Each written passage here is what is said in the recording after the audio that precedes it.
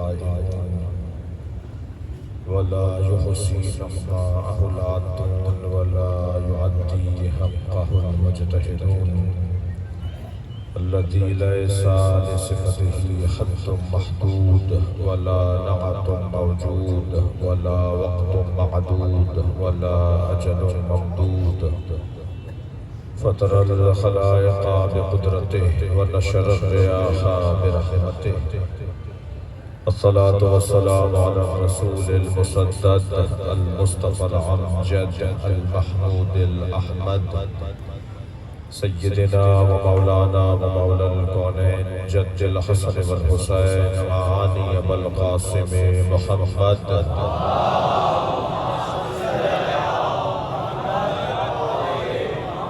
وآله الطيبين الطاهرين المعصومين الذين قال الله إنما يريد الله ليذهب عنكم الرجس أهل البيت ويطهركم تطهيرا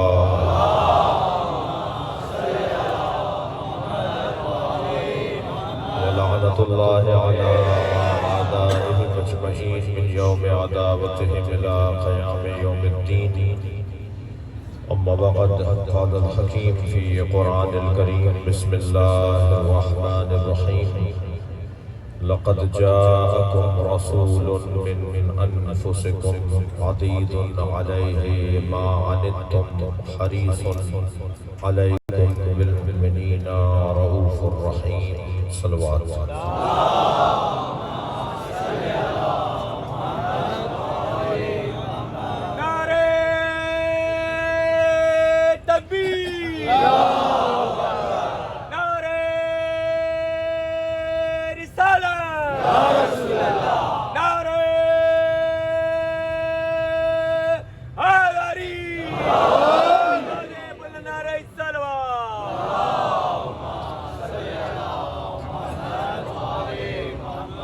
ایک سلوات پڑھتے ہوئے تھوڑا تھوڑا سا آگے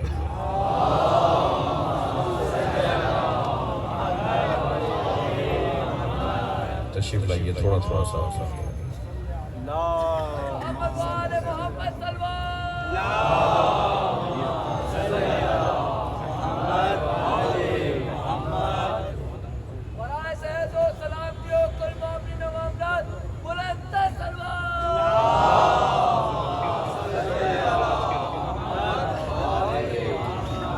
سورہ مبارکہ توبہ کی 128ویں آیت اللہ اپنے اس کلام میں عظمت مصطفیٰ کا ایک باب روشن کر رہا ہے یہ قرآن نہیں ہے بلکہ عاشق اور معشوق کی گفتگو ہے اللہ نے اس کائنات میں پیار ہی مصطفیٰ سے کیا ہے اور پیار کی بنیاد پر کائنات بنا ڈالا نبی سے عشق کی بنیاد پر اللہ نے یہ ساری کائنات بنائی ہے میری اور آپ کی قسمت اچھی ہے کہ ہم نبی کی امتی ہیں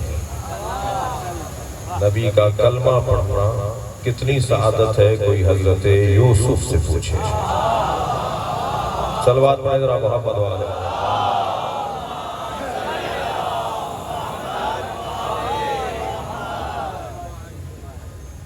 توجہ کر لیا انبیاء کرام آرزو کرتے رہے انبیاء کرام خواہش کرتے رہے کہ کاش ہم امت مصطفیٰ میں ہوتے ہم بھی نبی کے امتی ہوتے اور یہ بھی طے ہے کہ خالقیت الہیہ کا ایک جلوہ یہ ہے کہ اللہ نے جب چاہا انبیاء کو خلق کرنا تو نبی مکرم کی ہی برکت سے خلق ہوئے ایک توفیق ہوئی تھی ایک مصرے پر ایک کلام کہنے کی تو اس میں نعت کے 2 مصرے یہ ہوئے تھے کہ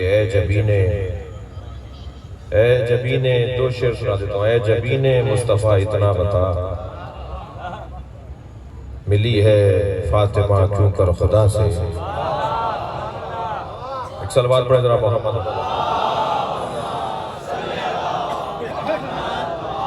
اے جبین مصطفیٰ اتنا بتا ملی ہے فاطمہ کیوں کر خدا سے ہوئی کچھ اس طرح کل نبیوں کی خلقت، ہوئی کچھ اس طرح کل نبیوں کی خلقت، عرق ٹپکا جبین مصطفیٰ سے۔ صلوات پڑھیں محمد و آل محمد۔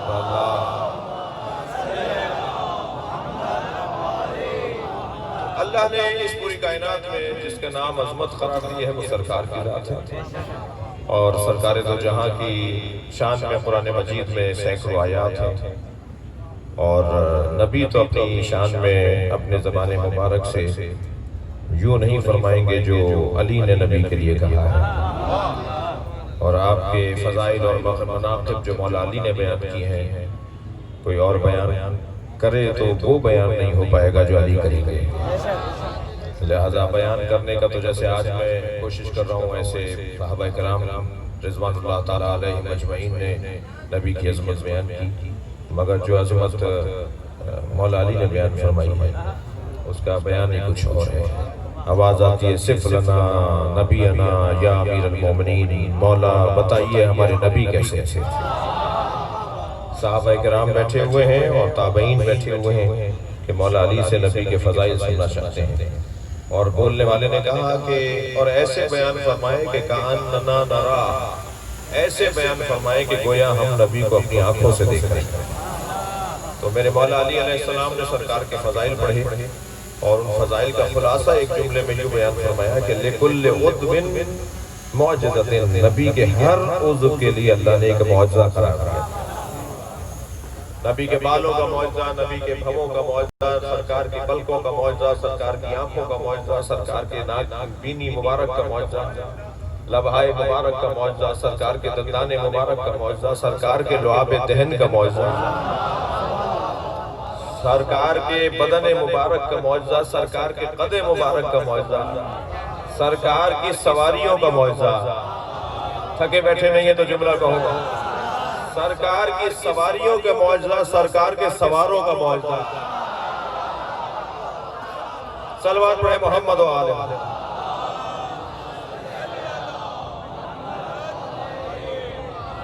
توجہ کر رہے ہیں؟ جب سرکار نے ایک طرف امام حسن کو بٹھایا، دوسری طرف امام حسین کو، اور اپنے گھر سے باہر نکلے تو ایک صحابی محترم نے فرمایا کہ نعم المرکب، کتنا اچھی سواری ہے۔ جی حضرت ابوبکر نے فرمایا نعم المرکب، کتنی اچھی سواری ہے۔ سرکار نے فوراً فرمایا یہ بھی دیکھو نعم الراکب۔ صلوات پڑھیں مولا کی ذات پر۔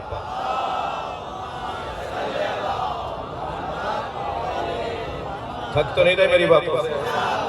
عزیزان گرامی، اہم بیان ہے جو اللہ کرے میں اس کو بیان کر پاؤں۔ سرکار دو جہاں یوں تو پنجتن نبی کا عکس، مگر امام حسن مجتبیٰ سب سے زیادہ مشابہ تھے سرکار، شبیہ مصطفیٰ۔ لہذا کتب سیاہ ستہ کے اندر روایت کہ ایک دن 4 یا 6 سال کا سن ہے امام حسن کا، مسجد سے باہر نکل رہے ہیں، تمام صحابہ کرام بھی باہر نکل رہے ہیں، سرکار کی رحلت ہو چکی ہے، امام حسن مجتبیٰ بھی تشریف فرما ہو رہے ہیں کہ عقب میں آنے والے لوگوں میں حضرت ابوبکر بھی ہیں۔ تو حضرت نے دونوں شانے پکڑ کر حضرت امام حسن کو اپنے شانے پر بٹھا دیا، اپنے کاندھے پر بٹھا دیا، اور لے کے چلے تو امام حسن نے دیکھا کہ مجھے اٹھایا ہوا ہے حضرت ابوبکر نے۔ مولا علی نے یہ منظر دیکھ کر مسکرانا شروع کیا۔ ایک صحابی نے آواز دے کر کہا یا ابوبکر، حسن کو آپ نے کاندھوں پر اٹھایا ہوا ہے، کہنا دیکھ نہیں رہے شبیہ مصطفیٰ ہے۔ بھئی کم سے کم یہ فیصلہ بھی ہو گیا کہ شبیہوں کو کاندھوں پہ اٹھایا جاتا ہے۔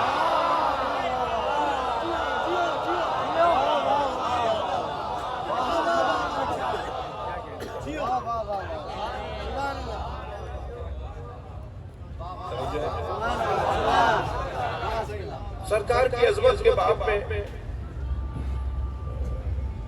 ابھی میں شروع نہیں کر پا رہا ہوں کہ کہاں سے نبی کے فضائل شروع کیے جائیں، یعنی عظمت اتنی زیادہ ہے۔ مولا علی فرما رہے ہیں کہ ایک ایک عضو کو اللہ نے اعجاز اور معجزہ عطا کیا۔ حضرت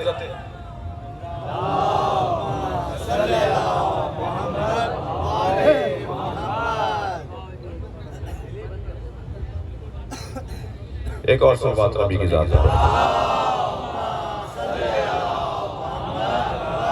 اس سے بہتر صلوات ممکن ہے تو عطیہ کریں.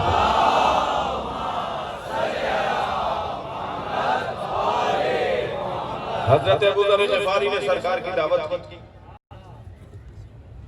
اور جب کھانے کے بعد پانی پیش کرنے لگے تو فرمایا کہ یہ پانی دور سے بھر کر لایا ہوں اس لیے کہ میرے گھر کا کنواں جو ہے وہ کڑوا ہے. سرکار نے فرمایا تم نے ہمیں پہلے کیوں نہیں بتایا؟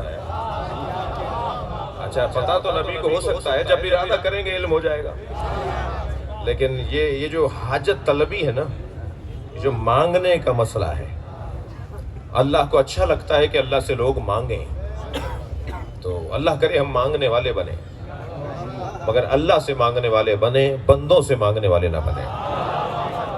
خبردار، مانگیں بھی تو ان سے مانگیں کہ جو دے سکتے ہو. اپنے جیسوں سے مانگنا کون سا کمال ہے؟ میرے مولا حضرت نبی مکرم فرماتے ہیں کہاں ہے وہ کنواں کہ جو تمہارے گھر میں ہے اور کڑوا ہے؟ گھر میں مصطفیٰ آئے اور پانی کڑوا رہ جائے؟ سرکار نے کنویں کی منڈیر پر تشریف فرما ہو کر پیر کنویں کے اندر ڈال دیے، پانی پیروں کا بوسہ دینے کے لیے اوپر آ گیا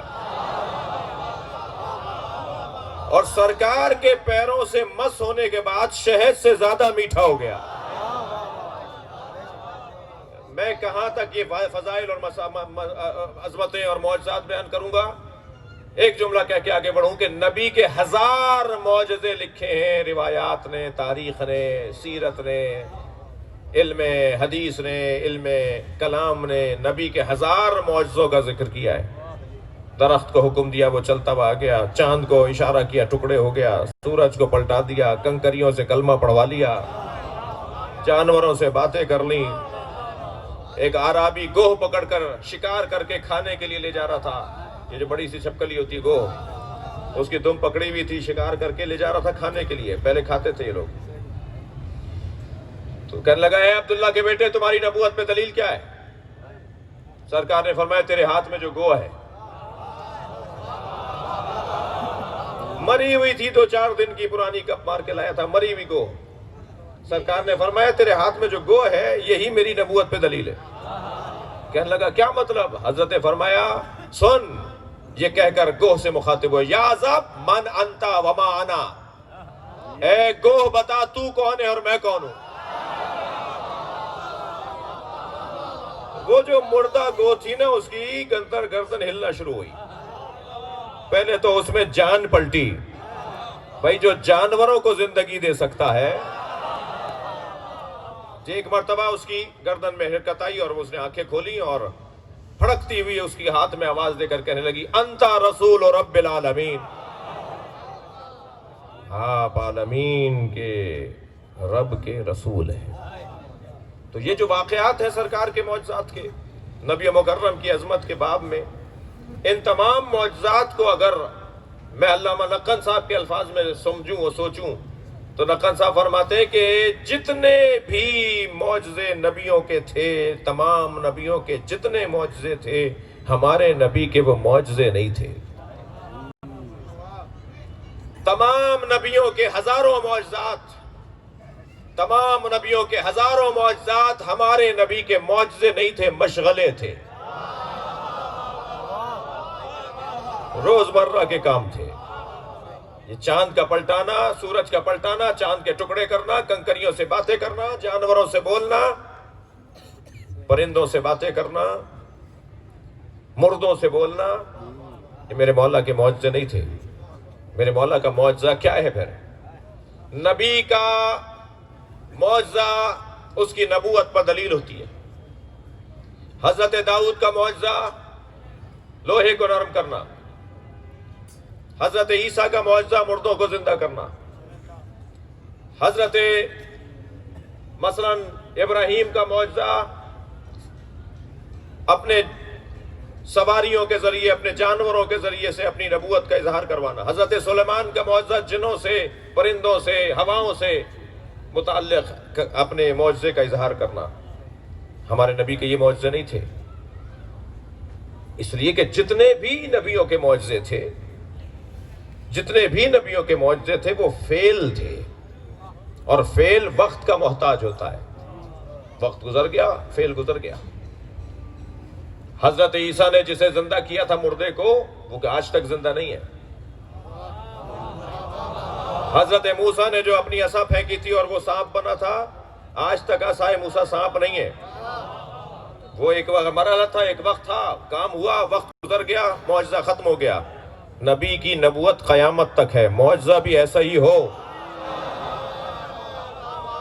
جو قیامت تک نبی کی نبوت پہ دلیل بنے۔ اب نبی کا معجزہ کیا ہے؟ نبی کا معجزہ ہے، نبی کا معجزہ فعل نہیں ہے۔ دقت چاہوں گا، فعل وقت کا، میں بھی مجلس پڑھ رہا ہوں، 1 گھنٹے بعد جب میں مثلاً اتروں گا تو یہ وقت گزرا، فعل گزر گیا۔ لیکن نبی کا معجزہ اگر فعل ہوتا جیسے اور نبیوں کے معجزے فعل تھے تو وقت کے ساتھ ختم ہو جاتے۔ ہمارے نبی کا معجزہ فعل نہیں تھا، فعل نبی کا معجزہ نہیں تھا، نبی کا معجزہ علم ہے۔ اور علم بھی کون سا اور کیسا علم؟ جسے قرآن کہا جاتا ہے۔ یہ قرآن میرے مولا نبی کا معجزہ ہے۔ اللہ کا کرم ہے، ہم سنی شیعہ قرآن پڑھنے والے لوگ ہیں، ہم اہل قرآن ہیں۔ وہ باتیں پرانی ہو گئیں کہ شیعوں کا 40 پاروں کا قرآن ہے۔ کوئی شیعوں کا 40 پاروں کا قرآن نہیں ہے۔ شیعوں کا 40 پاروں کا قرآن ہے تو کوئی لا کے تو دکھائے کہ وہ 10 پارے کون سے ہیں؟ کہاں ہیں 30 پاروں کے علاوہ 10 پارے؟ اور آج تک کوئی پیش نہیں کر پایا اسے، سوائے الزام لگانے کی۔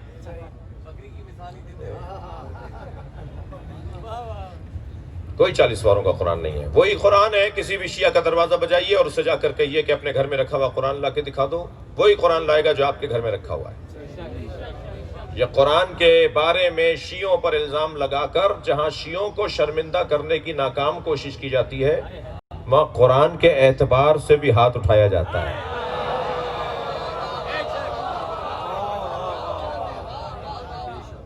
یہودی ہنستا ہے اس کے اوپر، عیسائی خوش ہوتا ہے اس کے اوپر، صہیونی تالی پیٹتا ہے اس کے اوپر کہ دیکھو مسلمان اسی میں لڑ رہے ہیں کہ 30 پاروں کا یا 40 پاروں کا۔ کوئی 30 پاروں کا، کوئی 40 پاروں کا، سب کا وہی 30 پاروں کا قرآن، وہی ایک ہی قرآن۔ آیات میں بھی کوئی فرق نہیں، زیر زبر میں کوئی فرق نہیں۔ قرآن کی حقانیت خود قرآن ہے۔ خبردار قرآن کے بارے میں منفی سوچ، اور یہ بھی جاہلانہ باتیں ختم ہونی چاہیے کہ شیعہ ولد ضالین پڑھتے ہیں اور سنی ولد ضالین پڑھتے ہیں۔ یہ بھی جاہلانہ باتیں ہیں، غیر علمی باتیں ہیں۔ نہیں، کوئی ولد ضالین وہ نہیں پڑھتے، کوئی ولد ضالین ہم نہیں پڑھتے۔ مخرج کا مسئلہ ہے، زبان اگر ضاد کا تلفظ زبان جہاں دانتوں پہ جا کے لگے گی اور زور لگے گا تو جو آواز نکلے گی وہ لگے گا جیسے دال پڑھ رہے ہو، لگے گا جیسے ضاد پڑھ رہے ہو۔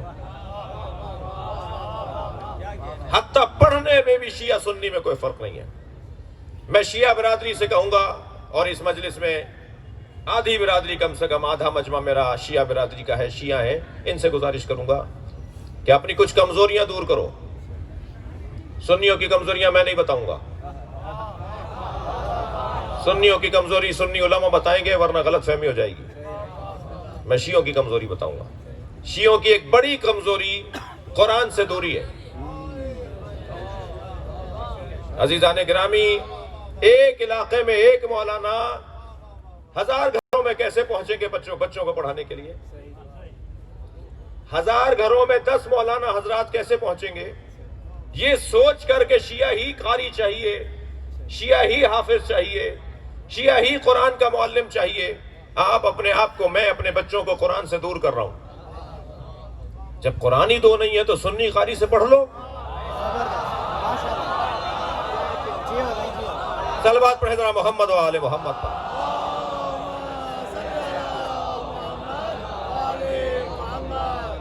خفا تو نہیں ہو رہے آپ مجھ سے؟ نہیں عزیزان گرامی، قرآن سے دوستی بڑھانی ہے، قرآن سے پیار بڑھانا ہے، قرآن سے آشنائی حاصل کرنی ہے۔ نبی کا معجزہ قرآن، سرکار کا معجزہ قرآن۔ سرکار کی نبوت آج ہے یا نہیں؟ ہم محمد الرسول اللہ پڑھتے ہیں یا نہیں؟ پڑھتے ہیں تو آپ کا معجزہ کیا ہے؟ قرآن۔ جب تک سرکار کی نبوت ہے سرکار کا معجزہ قرآن باقی رہے گا۔ قرآن پر کوئی ایک آنچ نہیں لا سکتا، اللہ اس کا محافظ ہے۔ ایک اس کا زیر کم نہیں کر سکتا، ایک اس کا واو بڑھا نہیں سکتا، اس لیے کہ اللہ نے کہا ہے کہ ہم نے اسے نازل کیا ہے اور ہم ہی اس کے محافظ ہیں۔ قرآن مجید نبی کے معجزات میں سے ایک معجزہ، ایک ایک آیت سرکار دو جہاں کے اوپر نازل ہونے والی ہمارے لیے رہنما۔ کچھ آیات ایسی ہیں جن آیات کو اپنے گھروں میں فریم کروا کے لگوانے کی ضرورت ہے۔ یا ایھا الذین آمنوا علیکم انفسکم، اے صاحبان ایمان تمہیں تم پر واجب کیا گیا ہے۔ میں اپنے اوپر غور کروں بس، دوسرے کے لیے مجھے تحقیق کا حکم نہیں دیا۔ اللہ نے مجھے کوئی کوتوال نہیں بنایا، کوئی نیب کا سربراہ نہیں بنایا اپنی مخلوق کے اوپر۔ اس کے پاس پیسہ اتنا کیوں آ رہا ہے، اس کی گاڑی کیوں اتنی اچھی ہو گئی، اس نے گھر کیسے بنا لیا، یہ کہاں سے پیسہ آ رہا ہے؟ نہیں، تم اپنے اوپر غور کرو تمہارے پاس کہاں سے آ رہا ہے۔ تم اپنے غور کرو کہ تمہارا پیسہ حلال ہے یا حرام ہے۔ عزیزان گرامی، نبی کا معجزہ قرآن، وہ جو قرآن سرکار معجزہ دے کر گئے ہیں، نبی کے زمانے میں نبی کے بغیر سمجھ میں نہیں آ سکا۔ جی، نبی ہی سمجھائیں گے کہ قرآن کو کیسے پڑھنا ہے۔ حتی پڑھنا بھی نبی کے بغیر ہم نہیں سمجھ سکتے، پڑھ بھی نہیں سکتے۔ هو الذی بعث فیکم رسول من انفسکم، وہ اللہ جس نے تم میں سے ہی ایک رسول بھیجا ہے۔ لقد من اللہ علی المؤمنین، اللہ نے مومنین پر احسان کیا ہے کہ انہی میں سے رسول کو بھیجا۔ کیوں؟ یتلو علیہم آیاتہ ویزکیہم ویعلمہم الکتاب والحکمہ، 4 کام دے کر ہم نے نبی کو بھیجا ہے۔ تعلیم تلاوت قرآن، تعلیم حکمت۔ تلاوت قرآن ہر عربی جاننے والا قرآن پڑھ سکتا تھا، نبی پڑھ کر بتائیں گے۔ یتلو علیہم آیاتہ، قرآن نبی پڑھ کر بتائیں گے۔ عربی جاننے والے قرآن پڑھ سکتے تھے، یہ نبی کیوں بتائیں گے؟ سرکار کا اتنا اہم کام یہ ہے کہ نبی قرآن پڑھ کر بتائیں گے۔ عزیزان گرامی، بحث تو بہت حسین لے آیا ہوں، مگر اس میں زیادہ دیر ٹھہرنے کا ارادہ نہیں ہے۔ الفاظ لہجوں کے پابند ہوتے ہیں، اور جب تک لہجے کے ساتھ لفظ کو اور جملے کو ادا نہ کیا جائے، لفظوں کا اور جملوں کا مفہوم روشن نہیں ہوتا۔ مثلا اردو میں ایک جملہ کہا جائے، آپ آ گئے، اسی آپ آ گئے کو ذرا لہجہ بدل کے بولیے۔ جیسے جیسا لہجہ بدلتا جائے گا اس کا مطلب بدلتا جائے گا۔ مثال کے طور پر ہم نے سمیع حیدر کاظمی صاحب سے کہا کہ کل ہم حیدرآباد آ رہے ہیں، وہاں آ جائیے گا، اور جیسے ہی یہ وقت مقررہ میں پہنچے تو ہم نے کہا کہ آپ آ گئے، یعنی جو وعدہ کیا تھا وہ پورا کر دیا۔ مثلا ایک جگہ ہمیں پہنچنا تھا اور ہمارے دوست کو وہاں پہنچنا تھا، اور پھر ہمیں کہیں ساتھ جانا تھا، انہیں دیر ہو گئی اور سارا کام ہمارا دھرا کا دھرا رہ گیا۔ تو جب وہ دیر سے پہنچے، جب ہمارا کام خراب ہو چکا تھا، تو ہم نے کہا آپ آ گئے۔ اب لفظ وہی ہے مگر لہجہ بدلا ہوا ہے۔ اچھا، ایک صاحب ایسے بھی ہیں کہ جنہیں پتہ چل جائے کہ فلاں کے گھر دعوت ہے، تو یہ ضروری نہیں ہوتا کہ انہیں بھی دعوت دی جائے۔ دعوت کسی کی بھی ہو، حاضری ان کی ضروری ہوتی ہے۔ تو دسترخوان لگا ہوا تھا، جیسے ہی انہیں آتے دیکھا تو ہم نے کہا آپ آ گئے۔ بھائی لہجہ بدل رہا ہے، لفظ وہی ہے۔ یہ جو اللہ کا کلام قرآن ہے، کوئی بتائے تو صحیح کہ اللہ کا لہجہ کیا ہے، اور اللہ کا لہجہ وہی بتائے گا جو اللہ سے پڑھ کر آیا ہو۔ صلوات پڑھیں سرکار کی ذات پر۔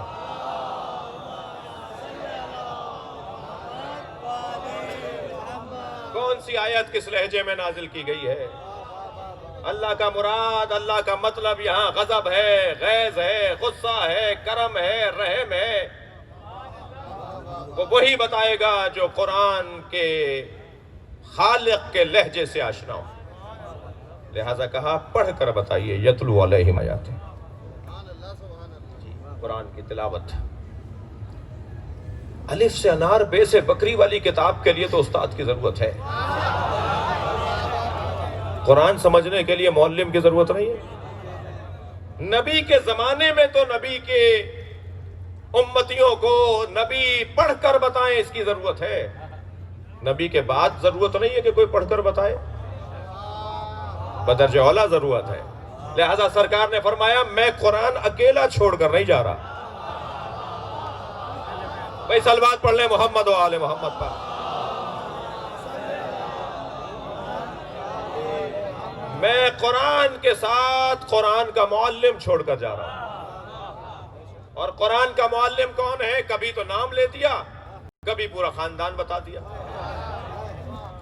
کبھی کہہ دیا علی و ما الحق و حق ما علی، کبھی فرما دیا علی و ما القرآن والقرآن و ما علی۔ سرکار دو جہاں سے پوچھا یا رسول اللہ کی رسی کیا ہے؟ سرکار نے فرمایا علی۔ علی سے پوچھا یا علی اللہ کی رسی کیا ہے؟ فرمایا قرآن۔ یہ نبی اور علی کا قول ملائیں گے تو حبل اللہ سمجھ میں آئے گا۔ قرآن اور علی یہ مل کر اللہ کے معرفت کا اور اللہ کے قرب کا ذریعہ ہے۔ کبھی تو نام لے دیا کہ علی قرآن کے ساتھ ہے، قرآن علی کے ساتھ ہے۔ جناب فخر الدین رازی بسم اللہ کی تفسیر کے اندر لکھتے ہیں کہ بسم اللہ کو نماز میں جہراً پڑھنا چاہیے۔ توجہ چاہوں گا، بسم اللہ الرحمن الرحیم کو نماز میں جہراً پڑھنا چاہیے، آہستہ نہیں پڑھنا چاہیے۔ اور لکھتے ہیں اس کی وجہ یہ ہے کہ علی بسم اللہ کو نماز میں جہراً پڑھتے تھے، آہستہ نہیں پڑھتے۔ اور پھر آگے دلیل لکھتے ہیں کہ اس لیے میرا یہ حکم ہے، میرا یہ فیصلہ ہے کہ جہراً پڑھنا چاہیے، کیونکہ علی پڑھتے تھے اور علی پڑھتے تھے، اس لیے جہراً پڑھنا چاہیے، اس لیے کہ نبی نے فرما دیا کہ علی قرآن کے ساتھ ہے، قرآن علی کے ساتھ۔ لہذا کبھی کہا کہ علی اور قرآن، اور کبھی کہا انی تارک فیکم الثقلین، میں تمہارے درمیان دو چیزیں چھوڑے جا رہا ہوں، کتاب اللہ و عطرت اہل بیتی، ایک اللہ کی کتاب اور ایک اپنی عطرت اہل بیت۔ لن یفترقا، یہ دونوں ایک دوسرے سے علیحدہ نہیں ہوں گے۔ ان تمسکتم بہما لن تضلوا بعدی، اگر تم ان سے متمسک رہے تو ہرگز گمراہ نہیں ہوگے۔ یہ پیغمبر اکرم نے ہماری ہدایت کے لیے قرآن کے ساتھ ہمیں اہل بیت دیے ہیں، عطرت مصطفیٰ، اہل بیت مصطفیٰ، یہ ساتھ ساتھ رہیں گے۔ دقت چاہوں گا اس جملے پر جو کہنے جا رہا ہوں، اللہ ہے یہ ہمیں نبی نے بتایا ہے۔ قل هو اللہ احد، تم کہہ دو وہ اللہ احد ہے۔ اللہ تو سب مانتے تھے، احد اللہ نبی نے بتایا ہے۔ اللہ تو کوئی نہیں ملے گا آپ کو، یہ اللہ نہیں مانتے نا وہ بھی اللہ مانتے ہیں۔ جو کہتے ہیں نا کوئی بنانے والا نہیں ہے، وہ بھی ایک مادے کو، ایٹم کو مانتے ہیں، کسی آغاز کو، کسی مبدا کو ضرور مانتے ہیں، کسی شروعات کو ضرور مانتے ہیں۔ ہاں یہ فرق ہے کہ کوئی بے عقل کو، بے شعور کو آغاز اور ابتدا مانتا ہے، ہم کہتے ہیں خالق عقل ہے جو آغاز ہے، اللہ ہے جس نے آغاز کیا سب کاموں کا، جہاں سے سب کچھ شروع ہوا ہے وہ اللہ کی ذات ہے۔ اللہ کو تو سب مانتے ہیں، کوئی آپ کو نہیں ملے گا جو اللہ کو نہ مانتا ہو۔ اب بس فرق اتنا ہے کہ اپنی پسند کا اللہ، اپنے دماغ کا اللہ، اپنی سوچ کا اللہ۔ کبھی کسی کو اچھی کرسی پہ دیکھا تو کہا اسی کے آگے جھک جاؤ، کبھی کسی کو پیسے والا دیکھا تو کہا یہی میرا سب کچھ ہے۔ تو جہاں کمال دیکھا وہاں جھکنا شروع ہو گئے۔ یہ انسان کا مزاج، یہ انسان کی کمزوری پرانی ہے، یہ کمال پرست ہے، یہ کمال جو ہے، یہ کمالات کی تلاش میں رہتا ہے۔ ہر صاحب کمال کو اپنے لیے بڑا سمجھتا ہے۔ جب ہر صاحب کمال کو بڑا سمجھنے کا مزاج تھا تو پروردگار عالم نے سارے کمالات کو پوجنے والوں کو ایک منظر دکھا دیا۔ جو سورج کو با کمال سمجھ کے اس کی پرستش کرتے تھے، جو چاند کو با کمال سمجھ کے اس کی پرستش کرتے تھے، جو پتھروں کو با کمال سمجھ کے اس کی پرستش، جو جانوروں کو با کمال سمجھ کے اس کی پرستش، جو ستاروں کی پرستش کرتے تھے، اللہ نے مصطفیٰ کے دروازے پر سب کو جھکایا۔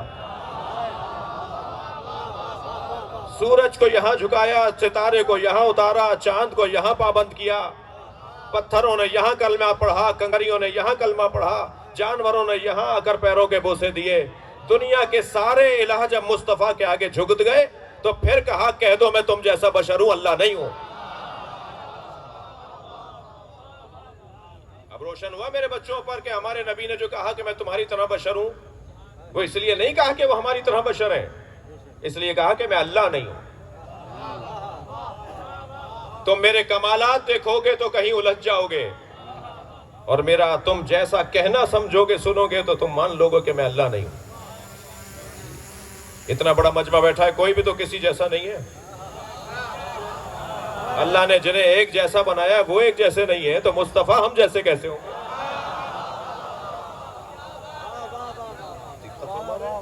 نہیں عزیزان گرامی، یہ بحث بڑی حسین بحث ہے اور بہت روشن بحث ہے کہ نبی کو اپنے جیسا کہنے والا، میں تو اس کے بارے میں ایک موٹی سی بات کہہ کے گزر جاتا ہوں، اسے کہا کرو کہ اپنا چہرہ آئینے میں جا کے دیکھو۔ تمہاری حیثیت بھی ہے کہ تم نبی کو اپنے جیسا کہو؟ عجیب بات ہے، عجیب داستان ہے جی۔ ہم جیسے ہیں، ہمارا تو سایہ ہے جی، ہمارے نبی کا سایہ نہیں تھا۔ میری انگلی کٹ جائے گی تو خون نکلے گا، لیکن جب امام حسین کو بھوک لگتی تھی اور سیدہ دور ہوتی تھی تو نبی اپنا انگوٹھا مولا حسین کے منہ میں دے دیتے تھے، نبی کے انگوٹھے سے دودھ نکلتا تھا۔ ہم جیسے ہیں، سرکار کا پسینہ ٹپکے تو نبی بنے، شرم کرو ہم جیسے۔ سرکار کا لعاب اگر علی لے لے تو سلونی کا دعویٰ کریں، نبی ہم جیسے ہیں؟ نہیں عزیزان گرامی، انتہا درجے کی توہین ہے یہ کہنا کہ نبی ہم جیسے ہیں۔ اور کچھ اختلاج ذہنی کا شکار لوگ یہ بھی کہہ دیتے ہیں کہ ہم جیسے نہیں ہیں تو پھر ہمارے لیے نمونے عمل کیوں ہیں؟ تو ہم بھی یہی جواب دیتے ہیں کہ جب ہمارے لیے نمونے عمل ہیں تو ہم جیسے کیسے ہیں؟ تم کیوں نہیں ہو نمونے عمل جب تم جیسے ہیں؟ تو تمہیں کیوں نہیں بڑا بنا دیا گیا جب تم جیسے ہیں؟ تو نہیں عزیزان گرامی، دنیا کے جتنے بھی مکاتب اور جتنے بھی ادیان ہیں، جتنے بھی دھرم ہیں، جتنے دین ہیں، وہ اپنے دین کے پہنچانے والے کو اپنے سے افضل مانتے ہیں۔ یہ مسلمان کا تھوڑا سا دماغ خراب کیا گیا ہے، تو انشاءاللہ بہتر ہو جائے گا۔ محمد علی محمد بلندر صلوات۔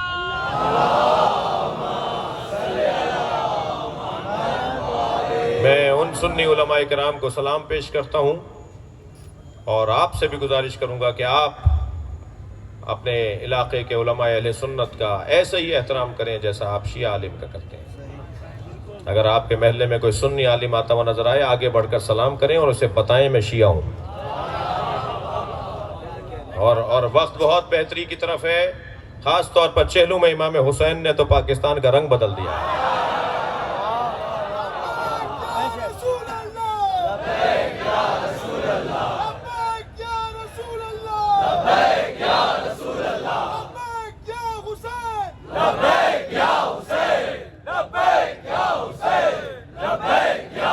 میں تو ایک مدت سے ڈھونڈ رہا تھا کہ پاکستان میں یزید کا کوئی چاہنے والا ہے۔ الحمدللہ چہروں سے نقابیں اتر گئی ہیں۔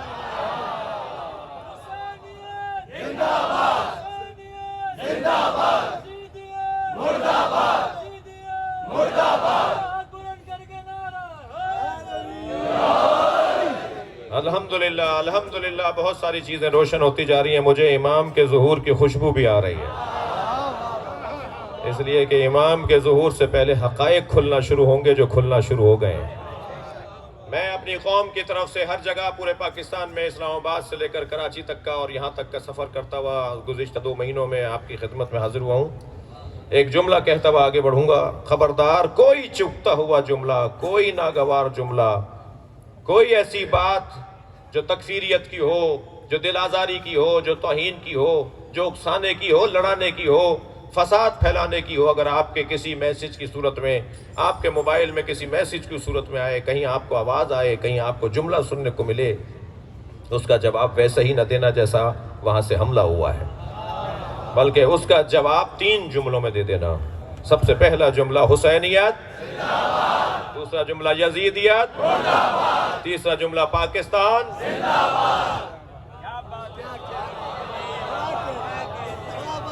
یہی جواب ہے۔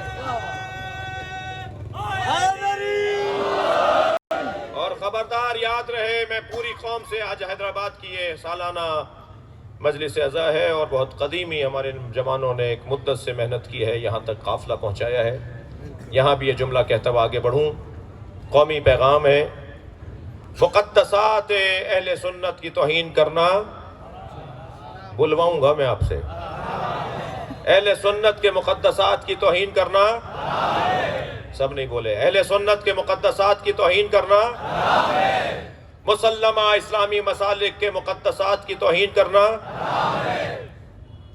یاد رہے ہم خلفائے ثلاثہ امہات المومنین کی توہین مقدسات اہل سنت کی عنوان سے حرام سمجھتے ہیں، مگر بنی امیہ کی تعظیم ہم نہیں کریں گے۔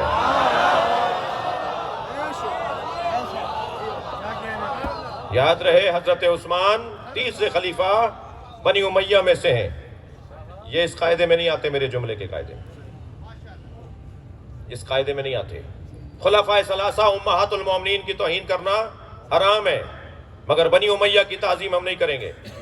کیا کرو گے تم؟ گلا کاٹو گے؟ ہم نے گلے دے دے کر تو شہر بسائے ہیں بھائی، جن شہروں میں قبرستان نہیں ہوتے وہ شہر نہیں ہوتے، شہر ہوتا ہی وہ ہے جہاں قبرستان ہو۔ صلوات پڑھے محمد و آل محمد پر۔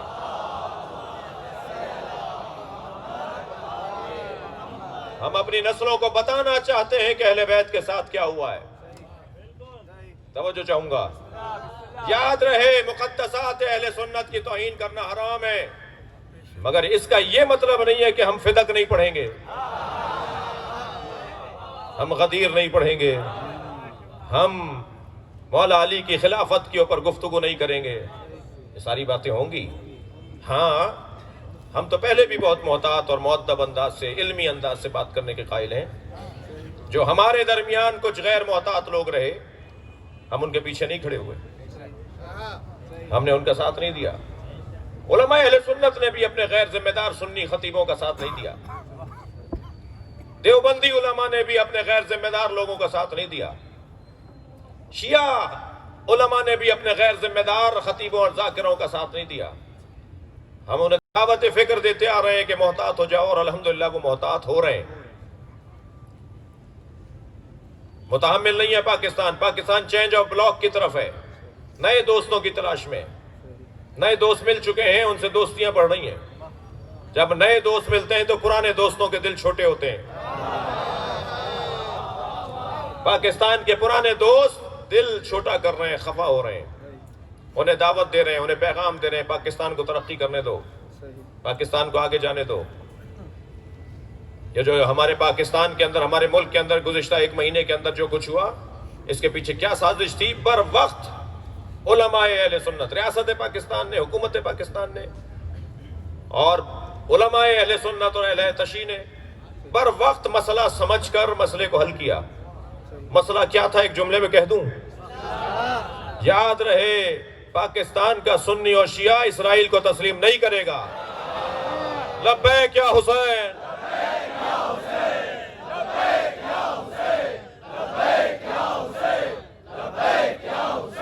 بلند تر صلوات پڑھیں گے۔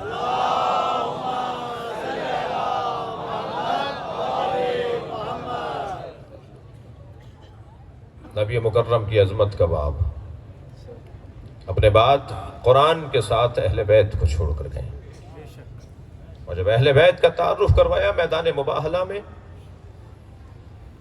تو امام حسن کو انگلی پکڑائی اور امام حسین کو گود میں لیا، اور نبی کے پیچھے سیدہ زہرا اور سیدہ کے پیچھے مولا علی، پنجتن کی انجمن۔ اور یہ قافلہ ایسا چلا کہ آج تک چل رہا ہے، یہ قافلہ آج بھی جاری ہے۔ عزیزان گرامی، ان ہستیوں میں یوں تو ہر ایک ہستی پر گفتگو کرنے کے لیے وقت مستقل درکار ہے، مگر میرے سر پر جو دو عظیم نام لکھے ہوئے ہیں، ان میں ایک نام سرکار کا اور دوسرا نام سرکار کے بڑے بیٹے کا، سبط اکبر مصطفیٰ، نبی کا بڑا بیٹا۔ مولا علی اپنے سینے پہ ہاتھ رکھ کے فخر کے ساتھ فرماتے ہیں وَسِبْتَ أَحْمَدٍ وَلَدَايَ مِنْهَا فَمَنْ مِنْكُمْ سَحْمٌ كَسَحْمِ، میں نبی کے دو بیٹوں کا باپ ہوں۔ نبی مکرم کے بڑے بیٹے کو امام حسن کہا جاتا ہے، اور اس بڑے بیٹے کی عظمت، اس بڑے بیٹے کی فضیلت، 3 سال کا سن ہے، نبی کی آغوش میں بیٹھے ہیں کہ ایک شخص نے آ کر کہا کہ اے عبداللہ کے بیٹے تمہاری نبوت پہ دلیل کیا ہے؟ سرکار نے فرمایا میرا حسن، توجہ تھوڑا سا، میرا بیٹا حسن۔ کہا یہ بچہ کیا بات کرے گا؟ جی امام حسن گود میں، نبی مکرم فرما رہے میری نبوت پہ دلیل میرا بچہ حسن ہے۔ کہنے لگا یہ بچہ کیا بات کرے گا؟ تو فوراً میرے مولا حسن گویا ہوئے سل فقیہن ولا صبیہ، تو ایک فقیہ سے بات کر رہا ہے، بچے سے نہیں بول رہا ہے۔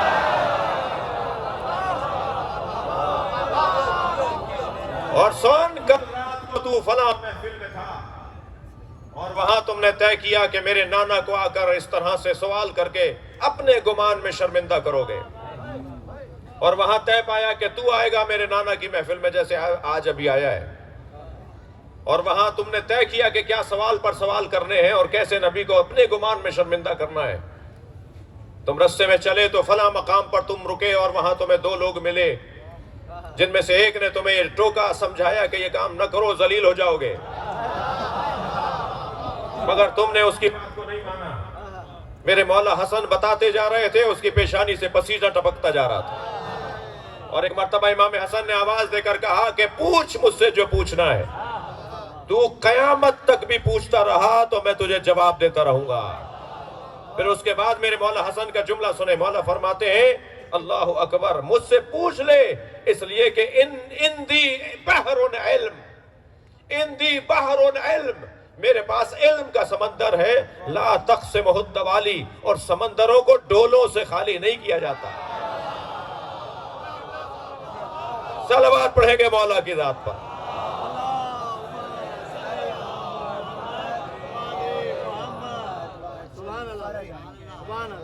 گھر میں تشریف لائے میرے مولا علی، جناب زہرا نے فرمایا یا علی آج میرے بابا نے یہ خطبہ دیا، دوسری دفعہ ایسا ہی مرحلہ، تیسری دفعہ ایسی بات ہوئی۔ مولا علی نے پوچھا کہ یہ سارا خطبہ آپ کو کس نے بتایا ہے؟ فرمایا میرے بیٹے حسن نے بتایا۔ تو پیشانی کا بوسہ دے کے کہا کہ ہمارا بچہ حسن لوح محفوظ کی تلاوت کرتا ہے۔ اللہ اکبر۔ عزیزان گرامی، یہ بات بھی یہی روشن ہو جائے کہ یہ تقسیم کہ امام حسن کے مزاج میں صلح اور امام حسین کے مزاج میں جنگ تھی، یہ معرفت سے خالی بات ہے۔ یا ائمہ اہل بیت کو یا نبی مکرم کو تقسیم کر دینا، یہ معرفت سے خالی بات ہے۔ مزاجوں کے پابند لوگ نہیں ہیں یہ گھرانہ مزاجوں کا پابند نہیں ہے، مشیت کا پابند ہے۔ جیسا اللہ چاہتا ہے ایسا رہیں گے۔ کیا فرمایا؟ ہما امامان، میرا حسن اور حسین، نبی کا فرمان، ہما امامان قاما و قعدا، حسن و حسین دونوں امام ہیں۔ اب ترجمہ کیا ہوتا ہے ہمارے ہاں؟ چاہے ایک بیٹھا ہو ایک کھڑا ہو، یہ ترجمہ غلط ہے۔ مسئلہ ہم غیر عرب لوگوں میں ترجموں نے پھیلایا ہے، جو ہماری ضرورت بھی تھی اور ہماری مشکل بھی ہے۔ ضرورت اس لیے کہ ہمارا اب نہیں ہے، لہٰذا ہمیں کوئی ترجمہ کر کے بتائے کہ قرآن کیا کہہ رہا ہے اور حدیث میں کیا فرمایا گیا ہے، اور ترجمہ کرنے والے نے جو کہہ دیا اس کی مہربانی، اس کا کرم، اگرچہ میں سلام پیش کروں گا ترجمہ کرنے والے قرآن اور حدیثوں کے ترجمہ کرنے والے افاضل شخصیات کا۔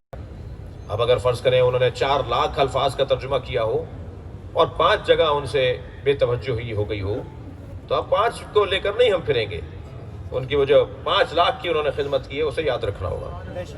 لیکن وہ جو 5 چیزیں نکل آتی ہیں وہ بھی کبھی کبھی خطرات لے آتی ہیں۔ کتنی مشہور حدیث ہے، ان الحسن والحسین سیدا شباب اہل الجنہ، ترجمہ کیا جاتا ہے حسن حسین جوانان جنت کے سردار ہیں، ترجمہ ٹھیک نہیں ہے۔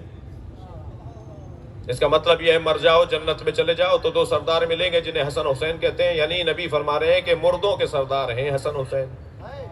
یہ نبی نے کہا ہی نہیں ہے، یہ نبی تو فرما رہے ہیں ان الحسن والحسین سیدا شباب اہل الجنہ، حسن حسین جوانان اہل جنت کے سردار ہیں. اور اہل جنت ہونے کے لیے مرنا ضروری نہیں ہے.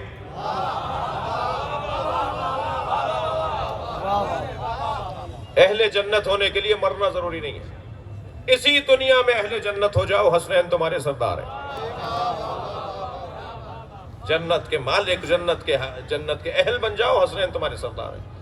یہ جو حدیث ہے سرکار کی، ہما امامان قاما و قادا، حسن حسین میرے دونوں امام ہیں. ترجمہ، ایک بیٹھا ہو ایک کھڑا ہو، ایک صلح کر لے ایک جنگ کرے. ترجمہ ٹھیک نہیں ہے، اس لیے کہ حدیث میں قاما تثنیہ کا صیغہ ہے، قعدہ تثنیہ کا صیغہ ہے. ترجمہ کیا جائے گا دونوں امام ہیں، چاہے دونوں کھڑے ہوں یا دونوں بیٹھے ہوں.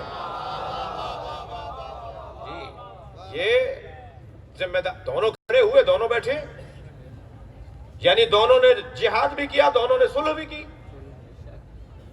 دونوں نے صلح بھی فرمائی، دونوں نے جہاد بھی کیا. یہ کیا مطلب ہوا کہ جیو علی کی طرح مرو حسین کی طرح؟ جیو بھی علی کی طرح مرو بھی علی کی طرح. یہ نعروں کو ہم نے حدیثوں کا درجہ دے دیا ہے. یہ نعرے ہیں جیو علی کی طرح اور دنیا سے جاؤ تو حسین کی طرح جاؤ، یہ نعرے تو ہوں گے مگر حدیث نہیں ہے. یہ کل یوم عاشورہ کل ارض کربلا، یہ نعرہ ہے، حدیث نہیں ہے. کل یوم عاشورہ اتنا ہلکا کر دیا، ہر مظلوم کو حسین کے ساتھ ملا دیا. جی ہر دن عاشور کا دن ہو جائے گا، پھر ہر دن عاشور کا دن ہو گیا تو پھر عاشور کا دن کیوں ہے؟ ہر زمین کربلا ہے، تو جب ہر زمین کربلا ہے تو پھر کربلا کیوں ہے؟ یہ نعرہ ہے، حدیث نہیں ہے. ایسے ہی یہ تقسیم کرنا کہ امام حسن کے مزاج میں صلح تھی اور امام حسین کے مزاج میں جنگ تھی، یہ غلط بات ہے. تشریح کروں گا، جواب دوں گا، اپنی بات کو روشن کروں گا اپنے بچوں پہ. امام حسن مجتبیٰ نے جو صلح فرمائی، یاد رہے بیعت نہیں تھی، صلح تھی. بہت ہی واضح طور پہ بتانا چاہ رہا ہوں، بیعت نہیں تھی، صلح تھی. دلیلیں بہت دے سکتا ہوں مگر ایک دلیل دے کے گزروں گا. جب مولا حسین نے فرمایا نا مثلی لا یبایع مثلا، مجھ جیسا اس جیسے کی بیعت نہیں کر سکتا، تو کوئی تو کھڑے ہو کر کہتا کہ آپ کے بھائی نے کر لی تھی.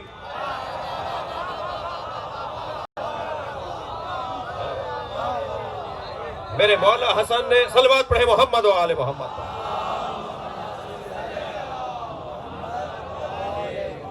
میرے مولا حسن نے بیعت نہیں کی تھی، صلح ہوئی ہے. اور صلح بھی کیا ہوئی ہے ذرا سن لیجئے علامہ اقبال کے زبان میں.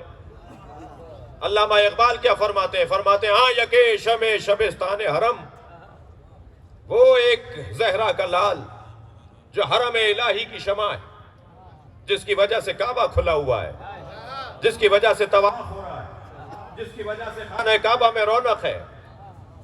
جی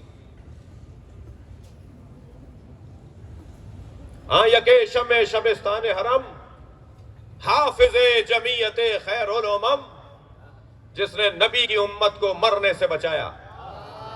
یہ دو مصرے سننے کے بعد ذرا دو مصرے اور سنیے جو اسی سے تسلسل میں ہے. علامہ اقبال کہتے ہیں تانشینت آتش پیکاروں کی، کسی طرح جنگ کی آگ ٹھنڈی پڑ جائے بس، پشتے پازت برسے.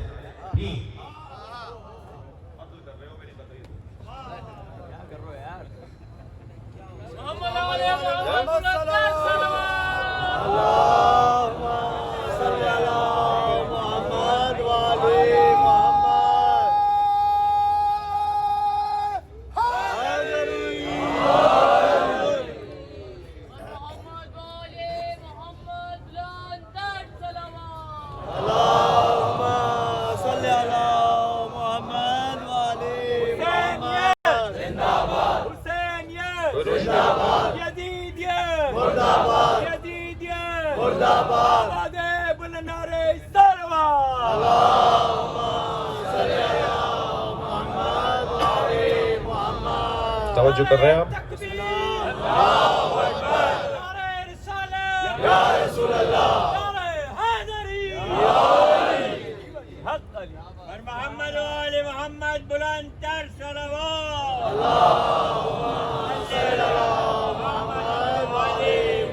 امام نے بیعت نہیں کی تھی بلکہ پشت پازد برسرے تاج و نگیں.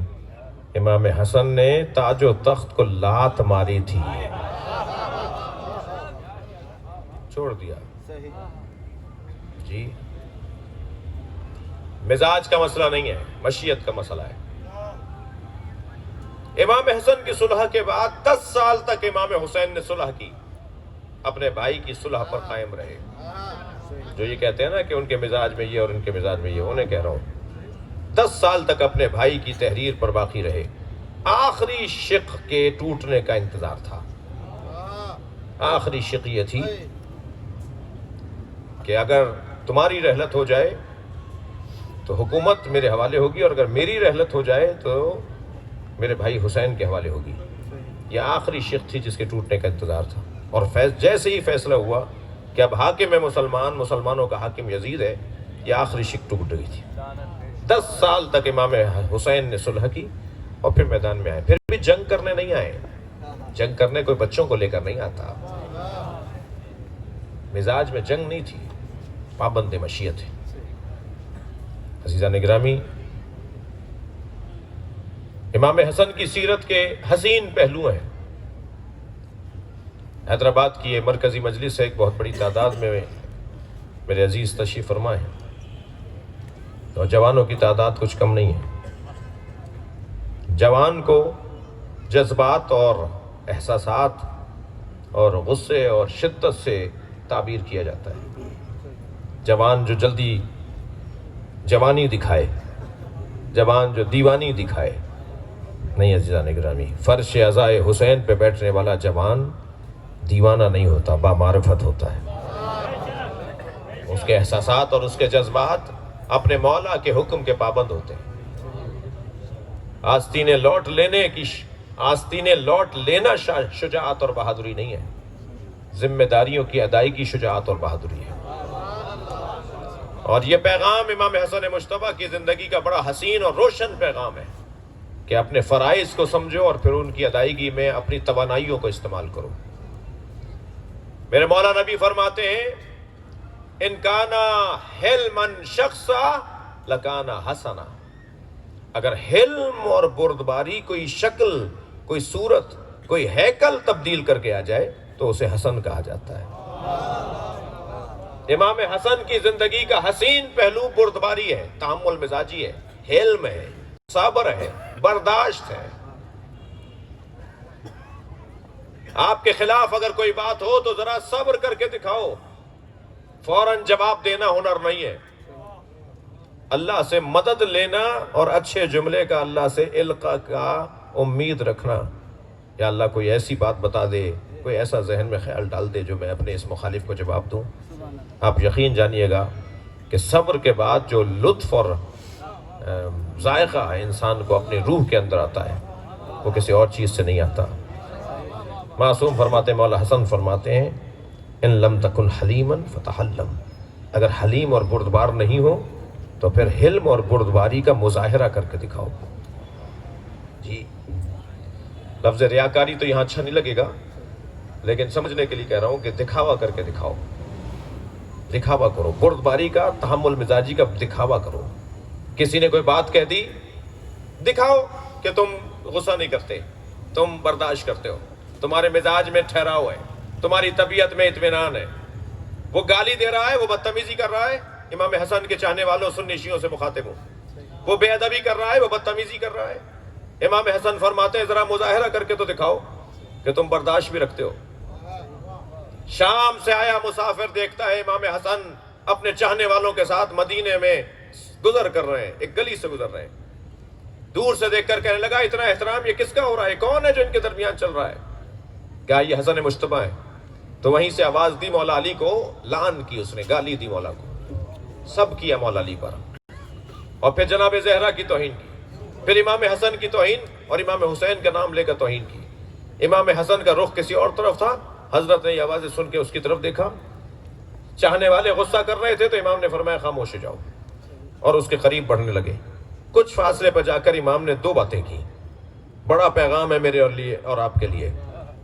پہلی بات تو امام نے یہ فرمائی کہ تم مسافر ہو، تھکے ہوئے ہو، سفر سے آئے ہو، اور ہم اس شہر کے رہنے والے ہیں، ہم تمہارے لیے قیام و طعام کا انتظام کرنا جانتے ہیں، اور جب تم قیام و طعام سے فارغ ہو لو تو پھر ہم سے بات کرنا، اور اگر یہی تمہارا خیال پھر بھی رہے تو اگر تم سچے ہو تو اللہ ہمیں معاف کرے، اور اگر تم سچے نہیں ہو تو اللہ تمہیں معاف کرے۔ عزیزان گرامی، آج بہت آسان ہو گیا ہے، یہاں سے ایک میسج آیا فوراً ان سے برداشت نہیں ہوا، انہوں نے ایک اور میسج ڈال دیا، اور یہ خیال نہیں کر رہے کہ یہ سائبر کرائم کیا ہوتا ہے، اور آپ کے ریکارڈ بنائے جاتے ہیں، اور آپ یہ غلط کر رہے ہیں جو کر رہے ہیں، آپ دل آزاری کر رہے ہیں، آپ توہین کر رہے ہیں، آپ بے ادبی کر رہے ہیں، پھر مسائل کھڑے ہوں گے۔ خبردار، غلطیوں پر ایف آئی آریں کٹیں تو قومی لیڈروں سے بھیک نہ ماننا، قومی لیڈروں سے بھیک نہ مانگنا، اور ماتم پہ ایف آئی آر کٹے تو ڈرنا نہیں۔ ہمارا حق ہے، ہم اس ملک کے اندر اپنی عبادت کو انجام دینا چاہتے ہیں۔ میں گزارش کروں گا، یہ جو چہلم کی مناسبت سے مشیوں پر ایف آئی آریں ہوئی ہیں، ان کے حوالے سے ایک پالیسی آپ کو بیان کر کے جا رہا ہوں۔ کیا پریشانی ہے آپ کو ایف آئی آر سے؟ جب ہم نے طے کیا تو آپ سے کہیں گے کہ جیل بھر دو، پھر پورے سندھ کی اور پورے پاکستان کی جیلیں بھری جائیں گی، اس لیے کہ ریلی میں 5 نام جو لکھے گئے ان کے ساتھ لکھا گیا وَدِیگر شرکائے ریلی۔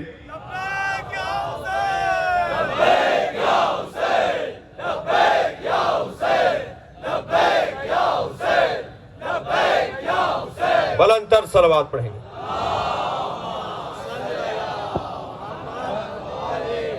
لیکن نہیں، انشاءاللہ بہت جلد پاکستان اور خاص طور پر صوبہ سندھ اور صوبہ پنجاب کی حکومتیں، سنیوں کے اوپر بھی ایف آئی آریں کٹی ہوئی ہیں، شیعوں پر بھی ایف آئی آریں کٹی ہوئی ہیں، یہاں سے بھی گرفتاریاں ہیں، وہاں سے بھی گرفتاریاں ہیں۔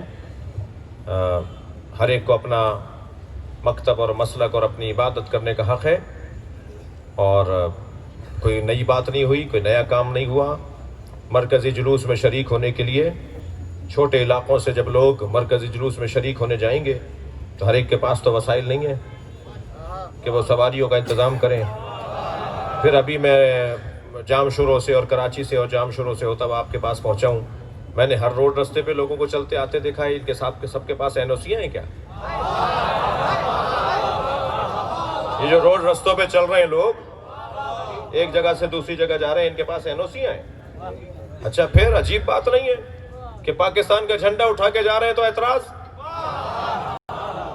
نہیں؟ بھائی یہ شہری ہیں، یہ ایک جگہ سے پورا امن انداز سے، الحمدللہ پورے پاکستان میں ایک نئی تاریخ رقم ہوئی ہے۔ ہم کسی کا ریکارڈ توڑتے نہیں ہیں، اپنا ریکارڈ بناتے ہیں۔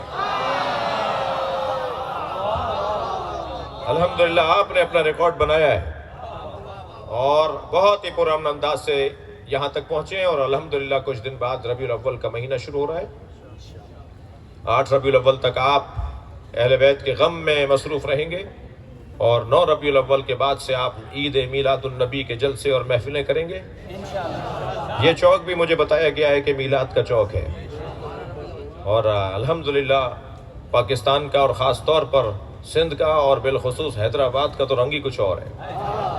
یہاں کا سنی بھی مولائی ہے، یہاں کا شیعہ بھی مولائی ہے، یہاں کا ہندو بھی عالی مدد بولتا ہے۔ تو یہ جو حسن ہے اس خطے کا، اسے محفوظ رکھنا ہے، اور خبردار اگر آپ کی سبیل لگانے پر کوئی تنگ نظر سنی آپ کو ناراضگی کا اظہار کرے تو آپ اس کی ناراضگی پر دل چھوٹا نہ کیجیے گا۔ مسئلہ اس کا اور آپ کا نہیں ہے، مسئلہ آپ کا اور مصطفیٰ کا ہے۔ سرکار دو جہاں کا مسئلہ ہے اور آپ کا مسئلہ ہے۔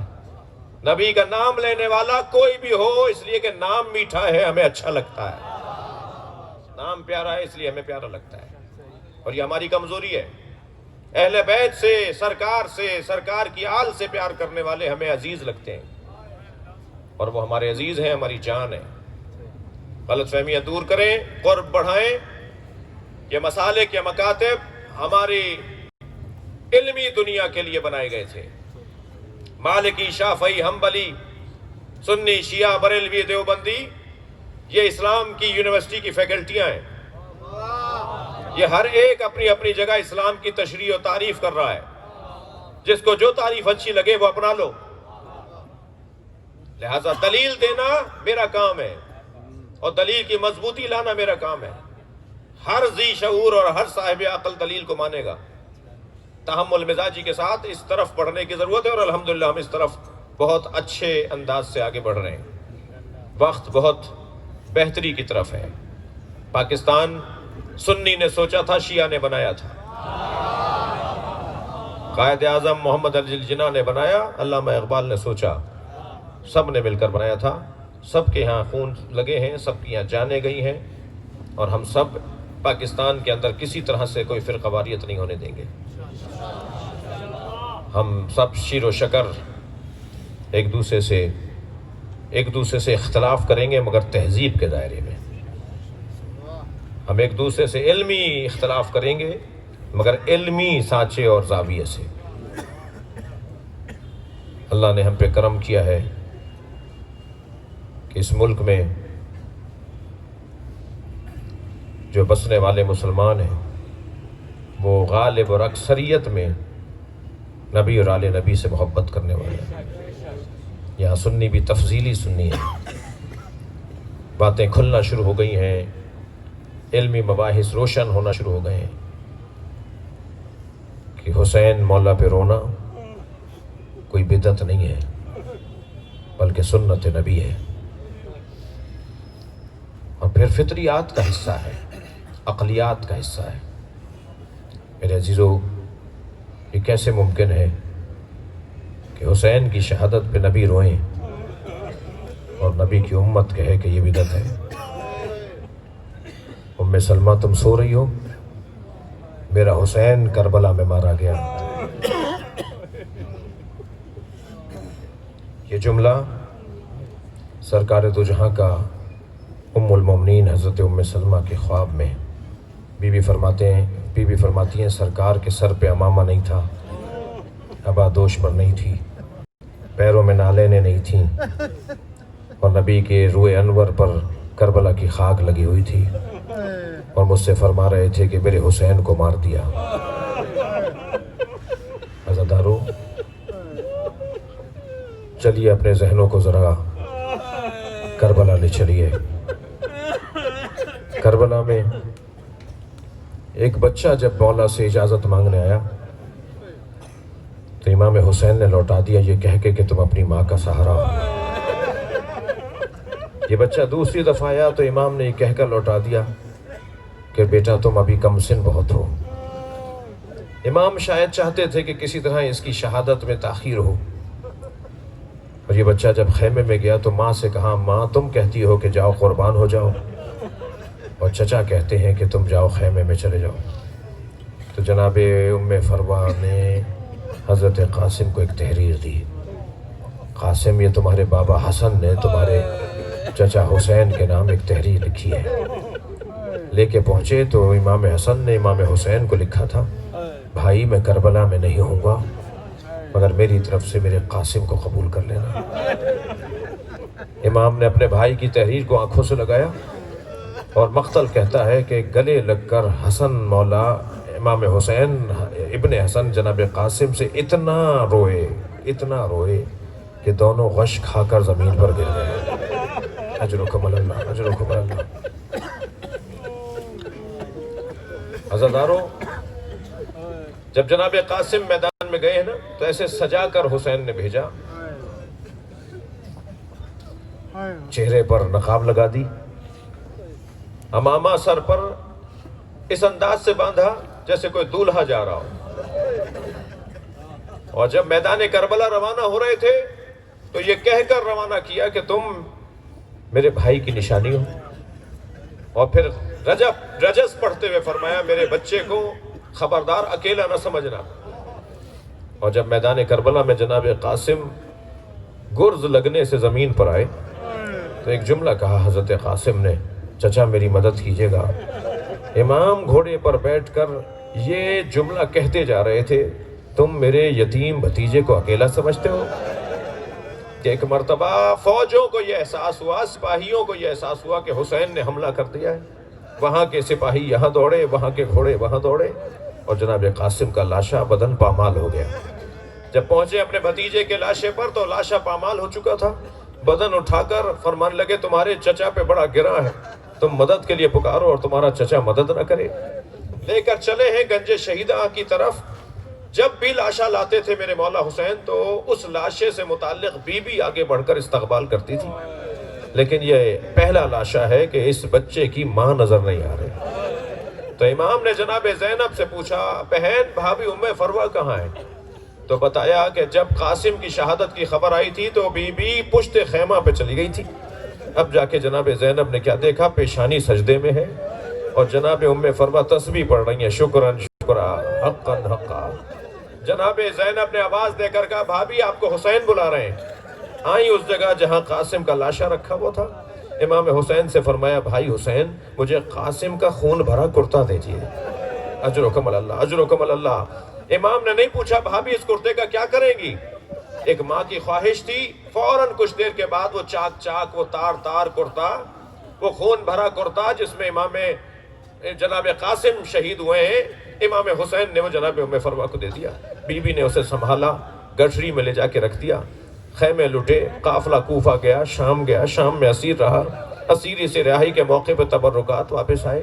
ہر بی بی نے اپنی گٹھری اٹھائی ہوئی تھی. جناب ام فروہ نے بھی اپنی گٹھری سینے سے لگائی ہوئی. یہ قافلہ کربلا سے مدینہ پہنچا. جب مدینہ پہنچی نا تو فرمانے لگی میرا اونٹ جنت البقیع لے جاؤ. اور جب جنت البقیع پہنچی تو قبر امام حسن کے برابر میں بیٹھ گئی. گٹھڑی کھول کے کرتا نکالا، امام حسن کی قبر پر پھیلا دیا. اے میرے والی تمہارے بچے کی نشانی لے کر آئی ہوں. اجرکم اللہ اجرکم اللہ. آپ نے گریہ کر لیا، مجلس میرے حصے کی ہو گئی. لیکن عزادارو چلیے ذرا مدینے میں پنجتن کے 5 جنازوں کا حال تو سنیے. نبی کے جنازے میں 13 آدمی شامل ہیں. سیدہ کے جنازے میں 4 لوگ. امت کا اعتراض ہوا کہ اہل بیت نے ہمیں سیدہ کے جنازے میں نہیں بلایا. اس گھر میں تیسرا جنازہ اہل بیت کا ہوا، مولا علی کا جنازہ. اہل سنت بھائیوں کے مطابق 2 لوگوں نے علی کا جنازہ اٹھایا ہے. یہ کہاں چلی گئی تھی امت جو علی کے جنازے میں نہیں تھی؟ پھر اعتراض ہوا کہ اہل بیت نے ہمیں جنازے میں نہیں بلایا. بہت مدت سے اعتراض تھا، نبی کے جنازے میں، زہرا کے جنازے میں، علی کے جنازے میں. بہت بار بار شکایت تھی کہ ہمیں جنازے میں نہیں بلایا جاتا. یہ پہلا جنازہ تھا امام حسن کا جو امت کے کاندھوں پر دیا تو امت نے تیر مار دیے، اور 5ویں جنازے پہ تو گھوڑے دوڑا دیے. زینب کبریٰ کو سمجھ میں نہ آ سکا یہ میرے بھائی کا بدن ہے. آواز دے کر کہا انت اخی زینب، کیا تم ہی میرے بھائی حسین ہو؟ امام کی پسلیاں کمر سے نکل رہی تھی. لاشے کے گرد چکر کاٹتی ہوئی کہنے لگی اے میرے بھائی حسین، کیا تمہیں اسی دن کے لیے میری ماں نے پالا تھا؟ ماتم حسین